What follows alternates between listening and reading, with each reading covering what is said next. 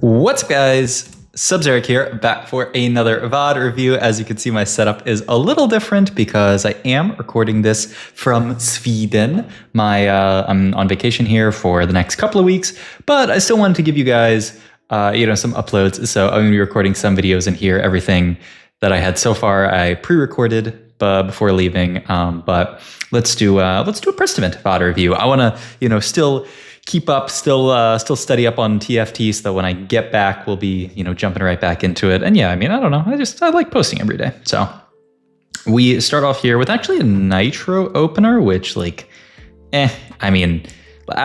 trash talked this opener enough. I don't think we're that excited about getting a Nitro opener from this spot. As far as other stuff we do have to hold on to, I would be really excited to hold on to the Skarner here, which I think definitely over the Alawi, probably that as well. And then, yeah, pick that up. Speed kills. You could play like Hogma Reroll from this spot, but I don't think you have to lock yourself into it. I'm kind of excited about it. All that shimmers here from this spot here. You have all that shimmers. You have a bow and a glove open. We're gonna reroll over it actually. So what are we looking at here? I'm actually kind of curious to see a lot of reroll angles there. We see a Hogma reroll angle already. Wow, we're just gonna Cluttered Mind and do just kind of a standard fast 8 setup. We actually really, in some nice APM here from Prestivent here, gets in the Vitu and the Skarner here, so we at least have strongest board in. But yeah, I think Prestivent was maybe considering some other options. You can play like investment strategy into Kog'Maw reroll. It's because, all the Vanguard skill with HP, it's really, really nice. But after seeing there's that guy who was Shop Glitch, who is definitely playing Kog'Maw reroll. I feel like this Kog'Maw reroll comp, I called it, to be fair, I kind of called it last patch and said that it was quite solid, and then they just buffed it. I don't really understand why, but the buffs to Vanguards have made playing deep into Vanguards really, really tempting. A lot of different lines are playing deep into Vanguards. We might even talk about a line that plays deep into Vanguards today. But for now, we're just kind of chilling. Haven't really needed to slam anything yet to keep streak here. Kind of just won these first couple of fights for free, which is really, really chill. Prestivent, doing this good TFT thing where he doesn't slam if he doesn't have to, and also makes the choice to level here. He could have made 10 this round, but opted to say, you know what? There's actually a few people in this lobby who are a little bit strong, so let's level up here. Honestly, I probably would have just made 10 here and chilled, but I think he wants to ensure that he at least gets the 3 streak here. Can very well 5 streak here if he gets something slammable from this spot here. I'm kind of interested in like an LW plus like a tier frontline item. The new Spirit Visage is like meh, so maybe just like a Vow or an Adaptive or something like that. But we'll see what we want to go for item wise here. We could also just prioritize making more like AD type stuff with like an IE or something like that. Even just grabbing another glove. It's a 3-cost glove, which is really tempting. Can't get it. So yeah, ooh, interesting. It's Rod here. He's just going to vote to take the cash out here. I think this makes a lot of sense as well. You don't, you want to cash out here as Prestivent because you have what is essentially an Econ Augment. What was that? We've rolled twice here with Skarner pair, Cog pair, Kindred pair, and Silas pair. Wow. It's a bit crazy, I will say. That is a bit of an insane mode play here to roll twice there. I don't know. It's the idea, right? We're Skarner pair, Cog pair, Kindred pair, Silas pair. We're also Nidalee pair and Shyvana pair. That's a kind of a crazy call, but it makes sense to some degree, right? We're on a 4 streak here. We hit the Kog'Maw, so we end up kind of getting rewarded in some way. We also pick up Ross here, who's another big in. So this looks nice. So we kind of get rewarded for rolling after the fact. And we took the Rod just to guarantee make Gwynsu immediately onto Kog'Maw. I think this makes a lot of sense from the perspective of what we're thinking of playing this game, which, to spoil it a little bit, I think from this spot, we are definitely thinking of just playing Vanguard Marksman. And it really, these days, it's not even Vanguard Marksman. It's Vanguard and just a couple of Marksmen, because 6 Vanguard is just, in this comp, in Kog'Maw reroll, it's just the dominant, when you're playing around these units, you want to be playing 6 Vanguard. It's just so solid as a frontline here. You can see, we're actually in a team planner out, throw 6 Vanguard into here. And with the idea of us playing into Vanguard Marksman, I think prioritizing the Gwynsus, or just 6 Vanguard, plus a little bit of Marksman, I think prioritizing the Gwynsus makes perfect sense, because we're going to have a giant front line. We do actually get punished a little bit for it here and get the double Rod drop. This is why I was kind of afraid of taking Gwynsu off Carousel here, but it makes sense from an item priority thing. He actually wow, I mean, is this guy a beast? Makes the full death cap and then reforges and actually just gets a Guinsu. I mean, that's a little bit gross. So now we have double Guinsu here. I mean, once again, when you're playing 6 Vanguard, I mean, your frontline is huge, right? Your entire board is just frontline. And so all you need at that point is scaling, time scaling into a fight. And so Guinsu is going to do exactly that. We are actually going to take a pretty close loss here to Hunter, which, RIP. You still don't take Vanguard Circlet, I don't imagine. I mean, you could take a Prismatic Pipeline. I think that's fine. I don't think Vanguard Circlet does that much for you. I guess we'll see if he takes it. I wonder how good Immovable is here. I mean, you have a bunch of shields. I mean, it would make sense that Immovable would be good here. It's Armor Namar that goes well with your HP here. Also, pick up a Zaya immediately. That's fantastic. Just makes life a little bit easier for us to get there, though. Yeah, I don't think we're even going to play it yet. And then, just throw the Vanguard or the Randuin's there. I think the only thing that you have to be afraid of in a spot like this is making sure that you have enough damage this game, because we are combat, we're defensive combat augment, and we are, obviously going to play into like 6 Vanguard, which is going to be so defensive. And so we just have to make sure. I mean, honestly, we're halfway to getting a final damage item here, so I think we'll be fine. And you are still playing double, you're still playing duo carries in this setup, right? You're still playing Zaya as the duo carry with Aphelios. And so, I mean, double 4 cost, usually you're going to be fine from a damage perspective. But yeah, I mean, this is honestly a pretty middling start here for Prestivent. I mean, we got the 5 streak and then immediately lost it, so we didn't manage to get to 6 streak, which is where the big money's at. We have Econ Augment, but I mean, I think these days, Cluttered Mind is just not an augment that you're super, super excited about picking up. You're not like, oh my god, I got Cluttered Mind, Pog. You're like, I guess I had to take Cluttered Mind here. And it's also just, I feel like this patch, in general, it's kind of interesting. It's like Reroll, especially with this 6 Vanguard stuff, is coming back more. I do feel like this line just does so well here. I would probably take like Cloak here. He's looking at Sword, interestingly enough here. What is Sword here? I mean, it could of course be IE, but I would think you would want to just like finish an item for Aphelios here. Okay, wow, it's just IE. I mean, you can throw this onto Aphelios if you have to. It's not his best last item, but it's perfectly fine on him. And yeah, I guess Prestivent just wants to get this last item slammed here, so that he has triple damage item here. Not much of a streak to play for, right? Even if we win the next 2, we're still just gonna be on a 3 streak. So kind of whatever from that perspective. But yeah, just wanted to get the item down here. Yeah, I was thinking Cloak for like Evan's Shroud here. Just make sure that we have some armor shred at some point this game. But I mean, once again, it's fine on Aphelios. It's great onto Zaya, so you can do this thing where, you make it, you put it onto Aphelios for now because you want to have a triple item carry, and then later down the line you get an Aphelios item, move the IE over to Zaya. So I think it makes a lot of sense. And at least our frontline item, I mean, Adapt is a great item to make in this comp. Ooh, Nidalee 3 there from that player. That's kind of a crazy setup. I kind of want to fight them. They're solo frontline Nidalee 3. Now I rotated to this guy who is, wow, this is kind of sus here. Kog'Maw Cypher reroll. The problem is, managed to mute a time before the sneeze came out. That was a meaty sneeze though. The problem with their setup is that I don't think you really want to be lost streaking this hard with 1 cost reroll.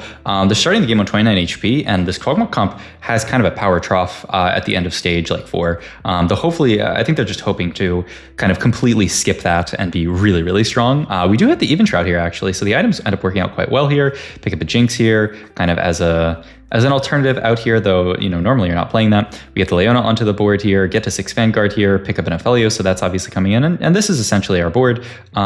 We still don't have a Silas, right? Yeah, we never picked one up in the early game, so we have no Anima Squad in, which is a little bit tragic. It's extra stats for your Zaya, and it's just, a weapon that's firing, so we'd like to pick that up, but you can kind of see in a fight like this the power of the 6 Vanguard here, just infinite frontline sitting in front of this Aphelios. He's stacking up these Guinsus, just auto-attacking a ton. 86 HP, by the way, really, really nice here. Oh, and I'm really curious to see this. Okay, it is Reactive Shell in his opinion, because both of those are fantastic. Reactive Shell and now we get the Silas in. Reactive Shell and Epitaph obviously really good synergy because it's giving shields to your Vanguard units who want shields.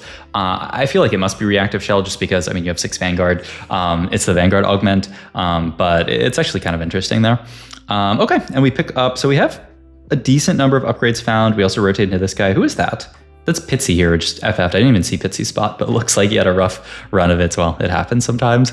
But yeah, I mean, it just, I read this augment. I think Prestivent's probably talking about, like, you read this augment and it sounds like trash. 8% HP though, I mean, it's pretty good, especially on some of these bigger units like the Leona 2s and things like that. And the other thing is the damage is like, the damage, honestly, when you look at it, looks pretty negligible. It is damage from 6 different units. So, you know, you combine all that together and you get a pretty decent augment, especially when you're playing into 6 Vanguard. I love taking this playing Kog'Maw reroll, play 6 Vanguard, and just, yeah, he keeps hovering over it. I mean, it's such a weird augment because, yeah, I mean, the numbers sound so bad. But yeah, also, oh, sorry, that was my phone. I'm because my mic is now on the same thing as my phone, I'm going to move it down, but that probably was like a giga rumble there. Also, this is kind of cool. We are holding on to 7 Jarvans at this point. We're going for Jarvan 3, right? I mean, why not? We're getting there. And yeah, he's hovering over the damage. Like, look at the magic damage. It's kind of nothing. I think most of the power in this augment isn't just 8% extra HP, which, you know, onto a huge Leona is not bad here. Get a cloak here, interestingly enough. Not actually sure what that's for either. I'm very interested by Prestivent's item priority this game, just because, yeah, there's a lot of items this game that I'm kind of like curious about. Like, I don't really know what exactly like all of these components are for. We do pick a Braum 2 here. Just roll really deep because there's so much to roll for, right? We found the Xayah 2. He's going to now move items over to Xayah because she is, 2-starred, though he does have this sword sitting on her, which is quite awkward. The nice thing about New Gwynsu's is it doesn't even feel bad on units like Xayah. Normally you'd feel really, really bad because she spends all this time casting, and so she's not spending time auto-attacking. But now, I mean, you get a bunch of attack speed onto a unit like Xayah, it feels good because, I mean, attack speed scales up with all the extra AD that she's doing, so pretty solid. And the other nice thing about rolling is that we do get the golden ox stacks, so pretty chill there either way. So yeah, I mean, decent spot here, 65 HP. The nice thing is we have the Cluttered Mind here, so we're still actually kind of like pre-leveling on the way to level 9 here, which will be kind of our max cap this game. And we're still chilling on H with like enough time to pick up that Jarvan 3. So a really good spot here, honestly. And I mean, you can just see the power in this board, right? We have 1-star Aphelios, 1-star Leona. It's just 2-star Xayah, 2-star Jarvan, and I mean, we have a single econ augment and then double combat augment, and we're just kind of clearing people. 65 HP. We won 3 out of 5 fights this stage with, like, honestly, a board that, I mean, it seems kind of illegal sometimes that this board is winning fights, but it's just like, I mean, you have an unkillable front line. There's Jarvan 3 as well, which is gonna be a huge upgrade here. Take item here. We have sword, and then chain open here. Have to imagine we can't ever make heel cut in this spot here. I mean, do you even want Gunblade in this comp? Yeah, we're gonna make Deathblade and then just finish out. Oh, really? Really? Wow. I cannot believe that these are the slams here. I mean, the Deathblade I think makes a lot of sense. Gunblade I think should be quite bad in a comp like this. You're getting so much value from the shield that, you know, healing these units up is really not that relevant. They're getting a little bit of armor MR, a decent bit from the randoms, but not enough that you would really be excited about building Gunblade here.